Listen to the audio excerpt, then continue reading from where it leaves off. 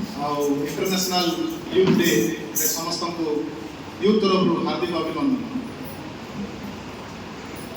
तो 12 तारीख रे आम इंटरनेशनल यूथ डे थिला आज है 16 तारीख। तो आम 12 तारीख रे सेलिब्रेशन अनेक गुड़े आम लुथरान चर्च मैंने 12 तारीख रे सेलिब्रेशन जोटा बड़ बड़ मंडली जो कम्युनिकेशन बेसी जो यूथ मैंने बहुत संख्यार अच्छा से 12 तारीख रे बोले अन्य मंडली मैंने प्री यूथ सेलिब्रेशन कले आम मैंने पोस्ट सेलिब्रेशन करूँ। तो केतेटा मंडली 12 तारीख रे इंटरनेशनल यूथ डे थिला 9 तारीख जो संडे पड़ला 9 तारीख रे अनेक मंडली जमी रायगढ़ मंडली अनेक मंडली मैंने 9 तारीख रे सेलिब्रेशन कर यूथ डे को अन्य अन्य मंडली बड़ बड़ मंडली मैंने कर 12 तारीख रे यूथ डे सेलिब्रेशन आज आम 16 तारीख रे आम सेलिब्रेशन करूँ। तो प्रभु मान नाम धन्यवाद हो। आज उपदेश वाक्य हारुसी वो परग्राही आदायकारी दृष्टांत आम ए विषय में अनेक थर आम पढ़ी अच्छु आम मैंने अनेक थर मैंने लुथरान धारा अनुसार आम वर्ष को वर्ष ये वाक्य आम शुणा मिलता। तो आसतु आम मैंने यूथ डे विषय किसी आम शुणा यूथ मान विषय आम कि शुणा। एक्चुअली मु भल प्रिपेयर हो पारे मेसेज नेली मात्र मोर ड्यूटी कली ड्यूटी पर आसिकी प्रिपेयर गली मोर पाखे बाइबल थिला से बाइबल धरिक पलि सुमन को बाइबल नेली आउ प्रिपेयर हेली कम से कम मोर ड्यूटी मोर सरुला 9टा पर मैं आसिकी फ्रेश होगी 10टा 12टा जाए 2 दिन बसिकी प्रिपेयर हेली मत अल्प बहुत यूट्यूब देखिली गूगल रो सर्च कली आउ प्रिपेयर हेली आउ गोटे नोट्स बनईली नोट्स पूरा टिकी निकी लिखली लिखी लिखी लिखी माने कोटा कोई आम यूथ मान जमी माने काम देव हृदय कार्य कर वाक्य से हिसाब से प्रिपेयर होती काली एक्चुअली मोर ड्यूटी सरला बेलू 9टा होता काली जड़े सांगर बर्थडे सेलिब्रेशन थी एम एल ऑफिस थी आठटा होगा 8टा है मुझे कहली सार मुझे जीवी गला केक कटिंग कला थोड़ा मंगलगला जाए मुझे हड़बड़ी आसली जे मुझे नोट आनवाटा भूली नोट्स आनवाटा भूली से नोट्स रे पूरा टिकी निकी लिखली एते तो माने मते बाइबल रे ज्ञान दे तो नोट्स मु करथिली आ ए जिंस माने मु वर्ष थरे ही मु लास्ट टाइम मेसेज देइथिली मोरे आ समय भी हमें काढी पारनु बाइबल पढ़ीबाटा गोटे बाइबल रे ज्ञान गोटे अन्य विषय आ उपदेश देवाटा गोटे अन्य विषय या समस्त द्वारा हेबले यार पे प्रैक्टिस दरकार कथा कहवा शैली आम बाहर रही आम कथा कही पारू बाकी प्रभुंर वाक्य आम कथा कहवा तार शैली रहा बाइबल ज्ञान देवा मोस्ट नेसेसरी।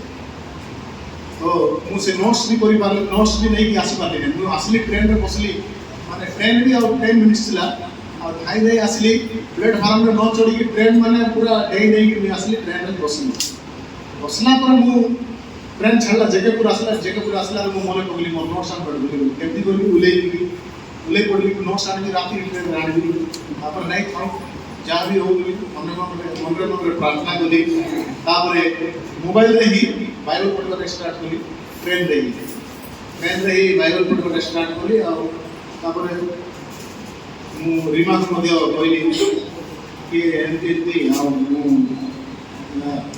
नोट्सटा भूली गली केमती करी एमती कली रीमा गोटे वाक्य कहली कौन सा वाक्य बोले थे बोल के सुना जोर से सुना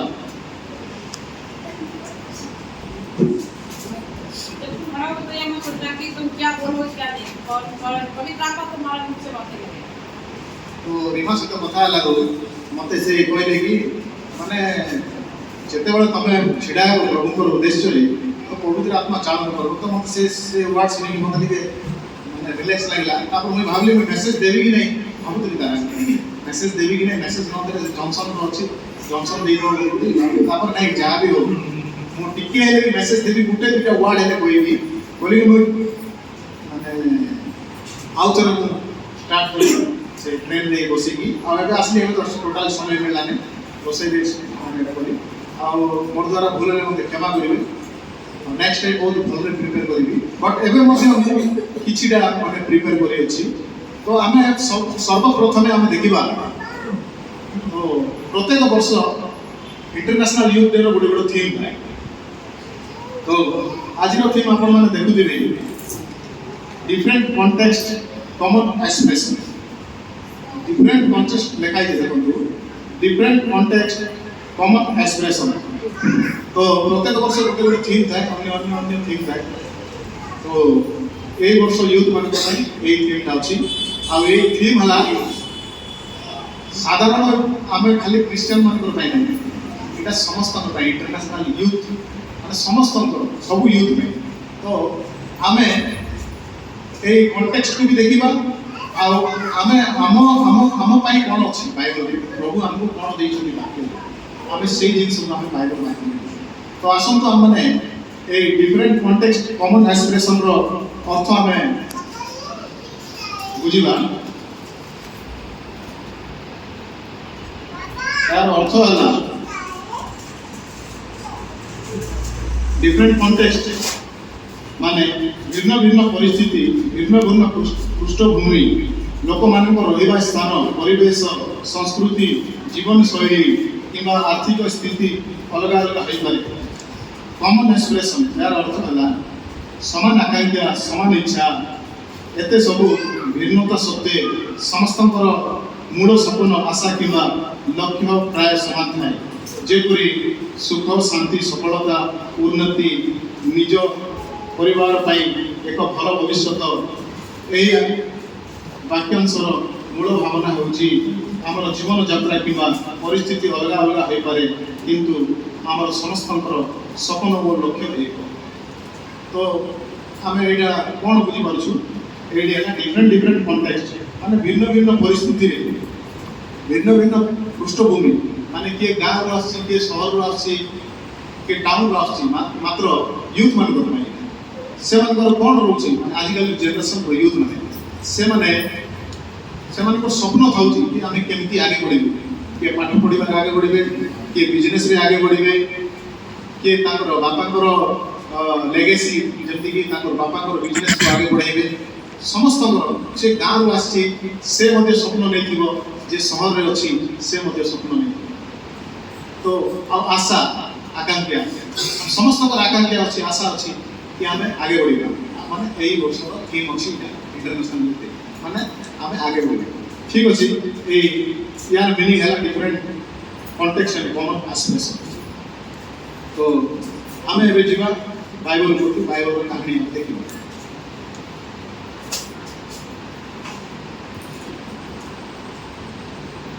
प्रभु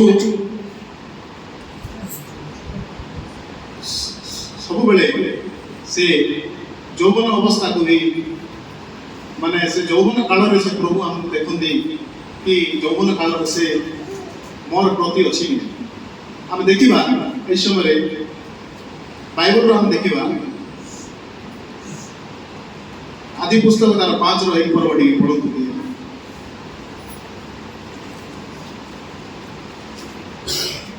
प्रभुंकर प्रथम सृष्टि अच्छा गोटे क्वेश्चन टिके हो प्रभुंकर प्रथम सृष्टि के सॉरी प्रभुंकर हाँ प्रभुंकर मनीष हिसाब से प्रथम सृष्टि के आदम थे।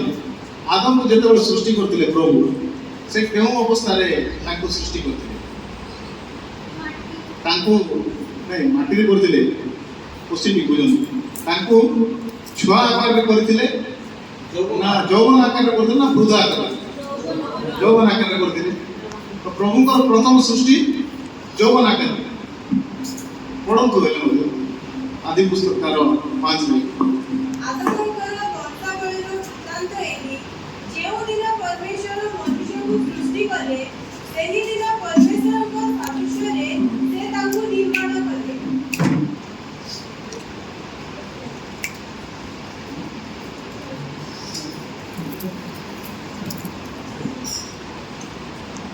सॉरी 5 रो 2 स्त्री करी से मानकु सृष्टि कले और से माने सृष्टि हेबा दिने ସେମାନଙ୍କୁ ଆଶୀର୍ବାଦ କରି ଆଦମ ପୁରୁଷ ନାମ ଦେଲେ। କିଏ ଦେଲେ? ଆଦମ ନା ପରମେଶ୍ୱର ଦେଲେ ନା? ଆଦମ ନା ପରମେଶ୍ୱର ଦେଲେ। ଆଦମର ଅର୍ଥ କଣ? କଣ ଲେଖା ହେଇଛି ଏଇଠି? ସେମାନଙ୍କୁ ବୋଲେ ଏଇଟା ବହୁ ବଚନ, ତାଙ୍କୁ ଲେଖା ହେଇଥାନ୍ତା। ହେଲେ ପୁରୁଷ ଆଉ ସ୍ତ୍ରୀ ଦୁହେଁ, ଦେଖନ୍ତୁ ମୁଁ ଆପଣଙ୍କୁ ବାକ୍ୟ ମାଧ୍ୟମରେ ନେଉଛି, ଟିକେ ମାନେ ଏ ଜିନିଷ ବି ଆମେ ବୁଝିବା। ତ ସେମାନଙ୍କୁ ସୃଷ୍ଟି କଲେ ଆଉ ଆଦମ ଦେଲେ। ପରବର୍ତ୍ତୀ ଆମେ ଦେଖିବାକୁ ପାଇପାରୁଛୁ ପରମେଶ୍ୱର ଦେଇଥିଲେ ନାମ ଆଦମ, ପୁରୁଷ କଣ? ମନୁଷ୍ୟ ମାନେ ସ୍ତ୍ରୀଲିଙ୍ଗ ପୁଲ୍ଲିଙ୍ଗ କିଏ କହିପାରିବେ? ମନୁଷ୍ୟ ବୋଲେ ଦାଦା, ସ୍ତ୍ରୀଲିଙ୍ଗ ପୁଲ୍ଲିଙ୍ଗ। ମନୁଷ୍ୟ ବୋଲେ ସେ ପୁଅ ବି ଝିଅ ବି, ବ୍ୟକ୍ତି ବୋଲେ ବି ସେଟା ସ୍ତ୍ରୀଲିଙ୍ଗ ପୁଲ୍ଲିଙ୍ଗ। ବ୍ୟକ୍ତି କେତେବେଳେ ଆମେ କଲ୍ କରୁଛୁ, ଆପଣ ଯୋଉ ବ୍ୟକ୍ତିକୁ କଲ୍ କରୁଛନ୍ତି ସେଇ ବ୍ୟକ୍ତି ବ୍ୟସ୍ତ ଅଛନ୍ତି। ବ୍ୟକ୍ତି ମାନେ ଲେଡିଜ୍ ଜେଣ୍ଟସ୍ କିଛି ବ୍ୟକ୍ତି, ମନୁଷ୍ୟ ମାନେ ଏଇଟା ମନୁଷ୍ୟ। ସେଟା ଆଦମର ଅର୍ଥ ହେଲା ମନୁଷ୍ୟ। ତ ଆଉ ଗୋଟେ କ୍ୱେଶ୍ଚିନ୍ ଯେ ସିନିୟର ମାନେ କିଏ କହିଲେ, ଯଦି ନ କହିପାରିଲେ ପଚାରିଲେ ହବାକୁ ବୋଲି କିଏ ନା ଦେଇଥିଲେ? ୟୁଥ୍ ମାନେ ଆଦମ ଦେଇଥିଲେ। ତ ଯେତେ ବି ଏଇଠି ବାକ୍ୟରେ ଏହିପରି ଲେଖା ଅଛି କି ସୃଷ୍ଟି କଲା ପରେ ଯେତେ ବି କୀଟ, ତରୁ, ଲତା, ପଶୁ ପକ୍ଷୀ ସମସ୍ତଙ୍କୁ କିଏ ନା ଦେଇଥିଲେ? ଆଦମ ହିଁ ନା ଦେଇଥିଲେ। ଆଉ ହବାକୁ ମଧ୍ୟ ନେଇକି ଆଦମ ହିଁ ନା ଦେଇଥିଲେ। ହବାକୁ ତ ପରମେଶ୍ୱରର ପ୍ରଥମ ସୃଷ୍ଟି ହେଲେ ଯୁବକ ଅବସ୍ଥାରେ ଏହି ସୃଷ୍ଟି କଲେ। ପ୍ରଥମ ସୃଷ୍ଟି ହେଲା ପରମେଶ୍ୱରଙ୍କର ହବା। ତାପରେ ଆମେ ସବୁ ଏ କାହାଣୀ ଜାଣିଛୁ। ମୁଁ ଏଇଟା ଆପଣମାନଙ୍କୁ ଖାଲି ମାନେ ପରମେଶ୍ୱରଙ୍କର ଦୃଷ୍ଟି ଆପଣଙ୍କର ୟୁଥ୍ ପ୍ରତି କ'ଣ ଅଛି ସେଇ ବିଷୟରେ ଆପଣମାନଙ୍କୁ ବୁଝେଇ ଦେଉଛି। ଆଉ ଏବେ ଏକ୍ସାମ୍ପଲ୍ ମୁଁ ଦେବି ଅନେକ ଗୁଡ଼ିଏ। ମଣିଷ ତାର ଲାଇଫ୍ରେ କେଉଁ ସମୟରେ ସେ ସକ୍ସେସ୍ ହେଇଥାଏ? ଯୌବନ କାଳରେ ତା ପାଖରେ ମାନେ ଏଇ ପ୍ରକାର ଗୋଟେ ମାନେ ସ୍ପିରିଟ୍ ଏନର୍ଜି ଥାଏ, ସେ ସବୁ ଜିନିଷକୁ ଆଚିଭ୍ କରିଥାଏ। ଏବେ ଆମେ ଦେଖୁଛୁ ପୋଲିସ ଡିପାର୍ଟମେଣ୍ଟରେ କାହିଁକି 18 ବର୍ଷରୁ 35 ବର୍ଷ ଭିତରେ କାହିଁକି ନେଉଛି? କାହିଁକି ତାର ଆଗ ଲୋକଙ୍କୁ ନେଉନାହାନ୍ତି? କାହିଁକି ତାର ପର ଲୋକଙ୍କୁ ନେଉଛନ୍ତି? କାହିଁକି? ମାନେ ସେମାନେ ସବୁ ଜିନିଷ ମାନେ କରିପାରିବେ, ତାଙ୍କ ପାଖରେ ଦମ୍ ଦେଉ, ତାଙ୍କ ପାଖରେ କରେଜ ଦେଉ। ଆମେ ଅନେକ ବିଷୟ ଆମେ ଦେଖୁଛୁ। ଗୋଟେ ମନେକର କେଉଁ ପରିବା ବି ହଉ, ଆମେ ମନେକର ଲାଉ, ଫର ଏକ୍ସାମ୍ପଲ୍ ଆମେ ଗୋଟେ ଲାଉ ଖାଇବା, ତାକୁ କଷି ଦେଲା ବେଳେ ଆମେ ଖାଉଛୁ, ତାକୁ ସମାନ ମିଡ଼ିଲ କି ଜୁରି ଗଲେ ଆମେ ଖାଉଛୁ କି ମିଡ଼ିଲ ଏଜ୍। ତ এই ସମୟରେ ମୁଁ ଏଇ ଏକ୍ସାମ୍ପଲ୍ ଫିଟ୍ ହେଉଛି କି ମୁଁ ଜାଣିନି। ବାକି এই ଯୌବନ କାଳଟା ଆମର ପରମେଶ୍ୱରଙ୍କୁ ନିହାତି ମାନେ ପରମେଶ୍ୱର ବି ଜଗିକି ବସିଥାନ୍ତି କି ସେ ତାର ଯୌବନ କାଳରେ ସେ ସମୟ ମୋତେ ଦେଉଛି। ଏଇଟା ଆମ ମହତ୍ଵ ସମୟ। ଏଇଟା ଆମର ଛୋଟ ସମୟ ବି ମହତ୍ଵ, ନୋ ଡାଉଟ୍। ଏଜ୍ ହେଲା ପରେ ବି ମହତ୍ଵ। ବଟ୍ ଏଇ ଯୌବନ ସମୟରେ ମାନେ ଆମେ ପରମେଶ୍ୱରଙ୍କୁ ଆମର ସମୟ ଦେଉଛୁ କି ନାହିଁ, ସେଇ ଜିନିଷ ହେଲା ମୋଷ୍ଟ ଇମ୍ପୋର୍ଟାଣ୍ଟ। ଆସନ୍ତୁ ଆମେ ବାକ୍ୟ ମାଧ୍ୟମରେ ଦେଖିବା।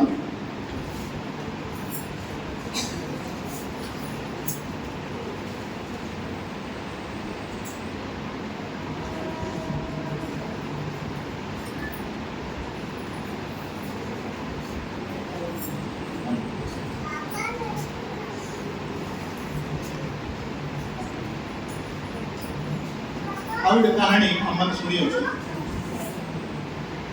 ଅପବୟ ପୁତ୍ରର କାହାଣୀ ଆପଣ ସମସ୍ତେ ଜାଣିଛନ୍ତି, ସମସ୍ତେ ଶୁଣିଛନ୍ତି। ଅପବୟ ପୁତ୍ର ସେ କୋଉ ସମୟରେ ସେ ଘଟିକି ସେ ଯାଇଥିଲେ? ଯୌବନ ସମୟରେ ଯାଇଥିଲେ। ଯୌବନ ସମୟରେ ତାର ପାଖରେ ବଳ ଥିଲା, ତାର ଫ୍ୟାମିଲି ସହିତ ସେ ତାର ବାପାଙ୍କ ସହିତ ସେ ଝଗଡ଼ା କରିକି ସେ ବାପାଙ୍କର ସମ୍ପତ୍ତିକୁ ସେ ଭାଗ ନେଇକିରି ସେ ଗଲେ, ସେ ମौज ମଜଲିସ୍ ସେ କଲେ, ସେ ମାନେ ଅନ୍ୟ ଦେଶ ଯାଇକିରି ମାନେ ସବୁ ପ୍ରକାର ସେ ଖରାପ କାମ ସବୁରେ ଲିପ୍ତ ହେଲେ। ଆଉ ସେ ପୁଣି ଥରେ ଫେରିକି ଆସିଥିଲେ। ତ ଏଇ ସମୟରେ ଆମେ ଦେଖିବାକୁ ପାଉଛୁ कि आम जौवन समय आम जब चाहवा आम अनेक विषय आम एचिव कर अनेक विषय आम सक्सेस कर प्रभुकर बाकी प्रभुकर पाखे आमको लगिक रही प्रभुकर पाखे लगिक आम से जिनस को आम सब जिनस को एचिव कर आज यूथ जेनेरेशन आपण देखुं आम अमरनाथ तो बहुत हो गलानी निजर जौवन अवस्था को पूरा माने पूरा छिन्न विच्छिन्न कर आजिकल पूरा देखुं आपण मैंने मद निशा गंजेई निशा पूरा निजर जौवन समय को पूरा लिप्त करी संपूर्ण जीवन को नष्ट कर समय आम देखा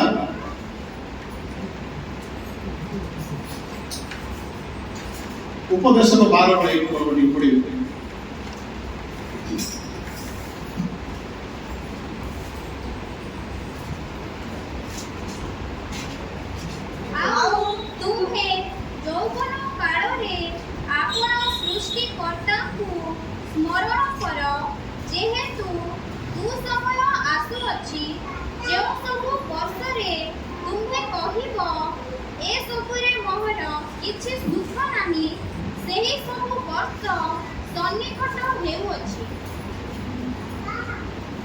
बहुत सुंदर वाक्य अच्छी आम जदि आम जौवन समय पूरा जौवन को पूरा एंजॉय करवा पूरा बुलवा खाइबा पीवा माँ बापा को पचारवा नहीं किसी करवा नहीं ये लेखा अच्छी जिते आम जौवन समय जीव आम पाखे किसी नई समय कहूँ यही जीवन मोर मन लगुनि दयाकोरी आउ थे ध्यान देकी शुणु आउ तुम्हें जौवन काल में आपना सृष्टिकर्ता को स्मरण कर जेहेतु दुख समय आसुअछि से सब वर्ष तुम्हें कह ए सबुरे मोहर किसी सुख नहीं से सब वर्ष सन्निकट हो समय के भी अटिक रहे समय सब आगे आगे आगे आगे धीरे धीरे से चले तो इस समय आम जौवन समय आम प्रभुकर पाखे प्रभु निकट में आम लगिक रहा दरकार और जिते आम प्रभुकर निकट रही आम प्रभुकर वाक्य चलू प्रभुकर रास्ता चलू और निश्चय भाव में आम भल काम कर भल रास्ता चलू और लाइफ सक्सेस जदि आम खराब कार्य खराब कर्म आम लिप्त रहा बापा माँ कथा शुणा नहीं मंडली कथा शुणा नहीं बड़ लोक कथा शुणा नहीं मद गंजे निशारे आम जदि रहा परवर्ती समय आम आम लाइफ में दुख हो आसो से समय आम कहवा कि यही जीवनटा मोर माने समय जो चलुची समय मोर मन लगुनि कहीं मन लगुनि आम से जौवन समय आम नष्ट कर समय जहाँ जहाँ किसी आमको एचिव करवा से समय को आम ठीक भाव में आम व्यवहार न करी आम से समय नष्ट करूँ आ परवर्ती समय जोटा रहा से समय आम पश्चाताप करूँ आम चिंता करूँ समय मोर मन लगुनि तो आम कौन आम शिखा अच्छु ये प्रभु कहते निजर जौवन को दियो निजर जौवन को प्रभुकर रास्ता चला हेले तुम मैंने आगामी दिन में तुम मैंने सक्सेस हो पार तुम ये जो कौच मोर मन लगुनि ये वर्ड नेक्स्ट माने तुम कहवा तुम पार से भाई आम को वाक्य शिखा आउ गोटे वाक्य देखा आम विलापतार 3:27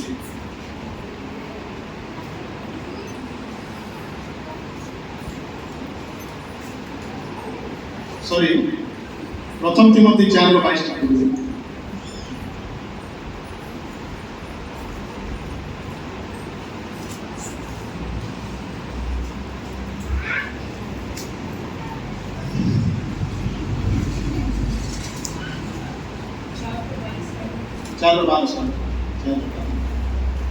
तुमर जौवन अवस्था सकाशे केही तुमको तुच्छ न करू किंतु वाक्य आचरण प्रेम विश्वास और पवित्रता विश्वासी मानकर आदर्श स्वरूप हुआ।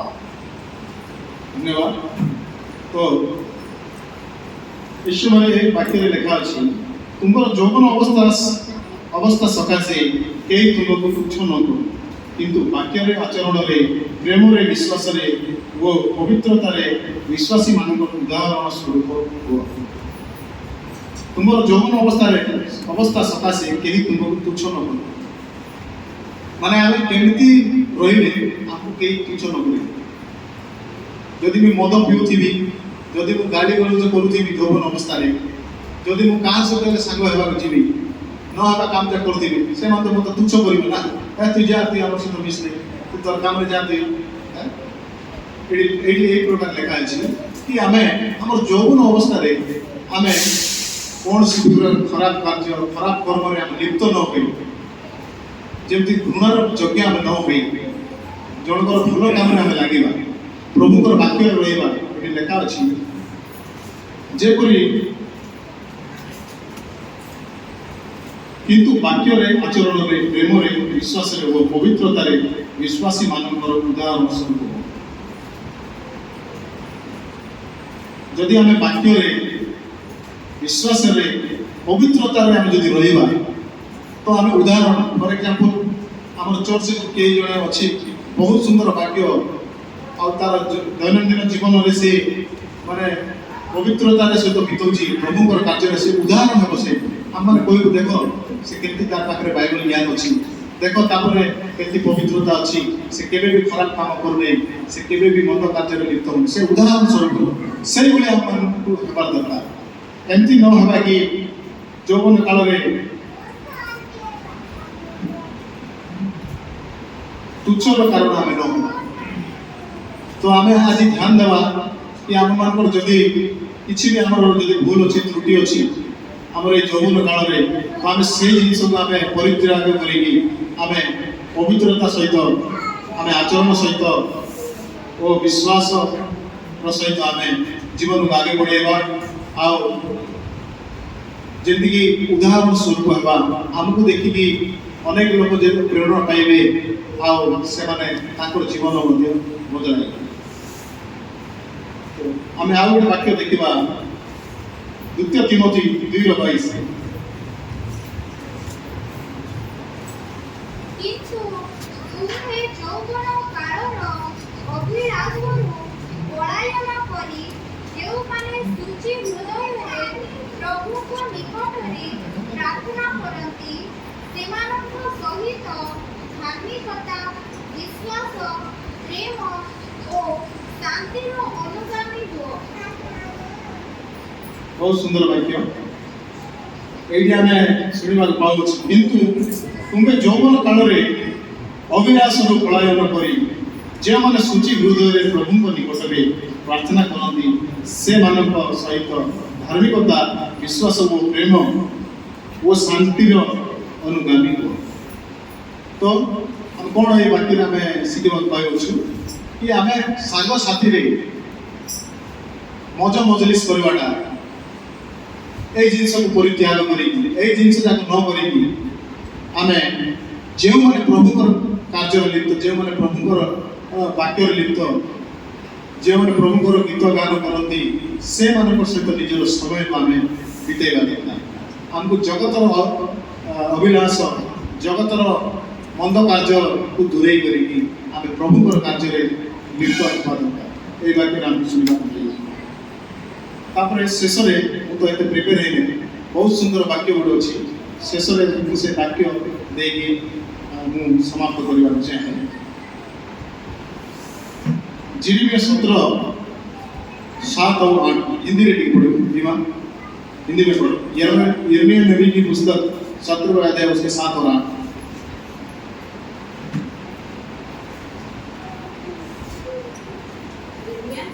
थोड़े उड़िया रे पढ़ी दियो, ताकि उसके बाद हिंदी में पढ़ना।